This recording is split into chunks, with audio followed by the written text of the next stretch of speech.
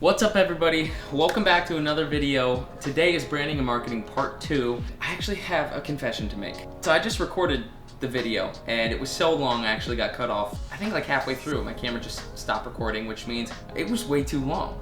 So today I'm gonna run through and give the cliff notes of branding and marketing part 2. And I'm just gonna have to point you in the direction of the ebook because I have a whole section on branding and marketing, which is like the first video I made on it and everything I just talked about for like 35 minutes in one section of the book. I'm gonna run through it quick today to keep this video short. If you want more of that, it's in the ebook, it's coming soon, so you're just gonna have to wait for that. And I apologize, but yeah, I'm not doing that again. That sucks. Anyways, man. So what I wanna take you guys through is the evolution of my branding. A lot of the things that I learned and have incorporated into my current company come from all of the things that I've learned from the beginning to where it is today. All right, with that being said, I'm just gonna go ahead and start popping up images right here and we're gonna walk through them. So my first ever logo made, which I think I've showed before, came from this image right here, and I'm just looking at them on my iPad so it's easier for me to talk you through it.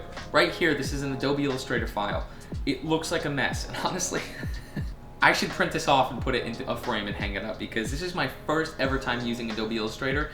And I actually got my first logo out of it. Like I used it, which I think is so funny because when I eventually had my graphic designer go through and kind of make it a little better, tweak it a little bit, took her like 10 minutes, sent it back to me, it was perfect. And I was like, why did I spend a week of my life? I would pay, I don't know how much money, but a lot to get all of that time back that I spent making this logo.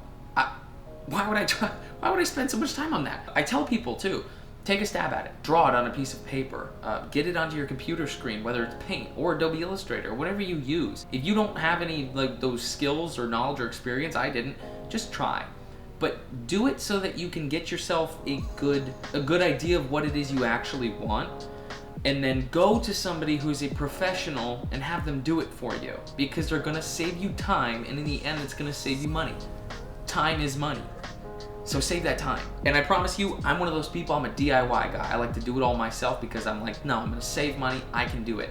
Not everything is that, okay? You can't do everything yourself. Some things you gotta refer to the professionals. This is one that I highly advise you do. So once I had that logo made, I went ahead and put it onto labels. This is the first time I put this logo on a label on a bag, okay? It's real, I don't even know what to call it. Some people master that single label, real simple look. I mean, a lot of companies do. Somebody that I'm actually going to be interviewing, she has a coffee roasting company, Unido, you're gonna have to tell me how to pronounce that, I'm sorry. Great label, I love it, and it's so simple. I didn't master it. So I decided that I was gonna have to implement some changes and do something a little different. So this is what I ended up doing here, okay? Now I'm getting creative with the coffee beans sprinkled around the front too. But I got two labels. Now one is solely for the logo, or what I'll call, yeah, the symbol with the logo. And then the bottom is what the coffee actually is, now typed out, has the roast level, and it's got some tasting notes. So you can see me start to add elements to my labels that I eventually will dial in and make much better. But I went from just the name of the coffee with the logo on it to now I'm starting to implement some flavor profile. And this is where I say, once you start, it's easy to just add things and you'll add plenty. It doesn't have to be perfect right out the gate, so just start. Make your first logo, make your first label, put it on the bag, who cares? Then from there, I started getting better much faster because I started working with my artist way more. Now, one thing that I want to point out too, look at this picture. This is not a quality picture, okay? But it's what I had at the time. So when you're trying to upload pictures or take pictures for Instagram stories, Snapchat, your website, do what you can with what you have, but I'm gonna show you the difference that quality makes in content. Now here are some pictures with this logo on it, okay? Or I should say, here's some pictures of some things that have the logo on it, like this hat, okay? Again, I love sprinkling coffee beans on things, I don't know why. There's the hat. Here's a shirt that I had, this good selfie that I took with a cup of coffee. I actually know that was from Panama. I don't know why, but I know that. So you can see I was starting to implement these things on apparel or merchandise. So this logo was something that I used a lot, but I also ultimately changed it a lot, which you'll see. I gotta point out as well, I had a niche market that I was targeting. Again, I go into depth in this in the ebook, but I talk about when you're a coffee roaster, you can enter the market with a bunch of different approaches, okay? You can kind of segment a part of the market and just target that, or you could be somebody who focuses on just bulk roasting coffee to supply to wholesalers like restaurants and different hotel chains and whatnot, right? Where you're not so focused on the specialty of the coffee, you're just trying to do bulk sales of coffee. Some people have a real niche, like let's say Black Rifle Coffee Company, where they target a very specific set of the population or demographic. Now what I try to do that with is fitness. You can see that with these pictures here. You'll see the Rogue box with my coffee bags with labels on it. You'll see my business partner he's currently doing a deadlift, 315. It's not that strong. I'm just kidding, Justin, if you watch this. Then I have this shirt right here. This one we're getting a little more artsy. I like this picture. So this is somebody, Ben, I think this was, doing me a favor, photo shoots. He's got a shirt on and there's a barbell in the background. So now we're starting to get more creative, but look at this. I decided that I wanted to implement some new elements to the labels, okay? And this was at the suggestion of my artist, again, has been a lifesaver throughout the process. So she started designing me these graphics to go along with the roast of coffee that we were selling. And this is for the dark side. This was for Bondi's blend. This one is the breakfast blend. So we started having these kind of cute, fitness-oriented graphics that would be paired with the specific coffees we sold. And what that looked like was this. Here's this bag of coffee. This is known as the Koptiach, and the image we actually got from a gym owner that we sold coffee to. We put him on this bag, and we just kind of surprised him with it, but this image has gone a long way.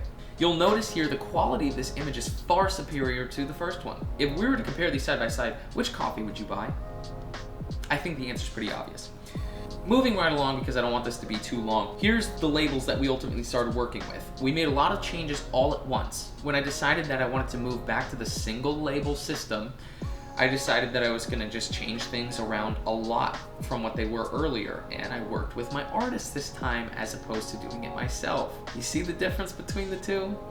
Yeah, leave the professionals to their work. Here's what our labels look like. I mean, these are fun, okay? Look at this, the schmedium, the size of his shirt. That's funny. The espresso roast, you know? He's small but mighty. Like, these are the kinds of things that when you start having fun with your branding, people can just pick up on that. They can sense it. They can say like, okay, this company, whoever owns it and operates it, like, is having fun with their product. They enjoy it. And that resonates, and it makes people want to be part of that fun. So keep that in mind as you're branding your coffee company. Now, these bags eventually are the ones that were, boom, in the grocery store, okay? That's a big deal. Let's go back a year, pretty much almost a year exactly. This is what we had, okay? This is what we had. Almost exactly 1 year to this date. You saw the changes I made and how maybe it was just a little tweak here and there, and then we decided, okay, let's just revamp this label, add some graphics. Boom, we're selling in a grocery store. And guess what? You wouldn't look twice at those bags thinking that they were any bit unprofessional, right? Or not thought out. These are good looking bags. And the best part is that if you zoom in there, you can see Roasted Coffee Company, the schmedium whole bean. I think that's so funny. So $11.49, we still made 30% profit on those bags. Fantastic. Anyways, something that I would like to point out, moving into my new coffee company, okay, because I stopped with that one and I came back revamping everything this time. I wanted to have a different brand and target a different market. That's what I'm gonna explain to you now quickly. You'll notice I took the Koptiach from the old company, which was geared towards fitness, the fitness industry, okay, but I can still use it. That means this is a good universal graphic. People connect with it. It's a guy who is happy with his cup of coffee, and guess what? Everybody looks at that and says, I want to be that guy, right? So Roasted Coffee Company now, based off this logo, is just about good coffee, good vibes, good time. It's a social thing. Coffee's a very social drink. So you can see here we're starting to build the actual label that's on the bags, all right? Then I start building the actual label itself that will be put onto the bag that has the coffee and everything, and eventually we get this. Now I like to point out Early Riser was an early idea that I then scrapped. But again, you have a lot of these things that you think you'll implement, then you don't, you do something different. Usually it works out for the better. This is what our bags came in like. Okay, we went with the craft look. It's nice and neutral. I know we have a black logo on a brown bag, which is why I decided to do colored labels, and they look fantastic together, okay? Having such a like brown, kind of black, just plain simple background makes those colored labels pop. That's exactly why I did it. It's another thing to catch somebody's eye and make it appealing. Now, look at some of the pictures we got. This looks great. Okay, that green label with the green like leaves in the background, it allows us to have fun. It allows me to be creative and people connect with that. Again, take all of this into account when you're branding your own coffee roasting company. These things make a big difference. So eventually, yeah, we put our labels in the bags. So we had this one, we got pictures like this. I just showed you that picture. We got pictures of these bags here with the yellow background. We got the blue stump, which is just a cool picture in general, blue label. You know, these bags look like they're just chilling with their homies. And then our logo is also simple enough that we have this one variation, which is right here. This is the last thing I'm gonna point out.